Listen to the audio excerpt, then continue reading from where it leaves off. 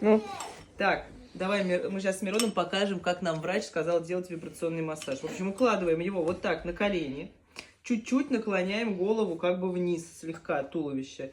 Придерживаем и начинаем вот так вот в этой верхней трети постукивать. Вот так, чтобы было слышно. Поближе давай, чтобы было прям слышно этот звук.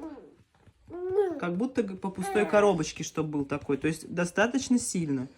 И так вот делать 4-6 раз в день. Или когда он закашливается. И должна мокрота постепенно отходить. Слышно? О. Ну все.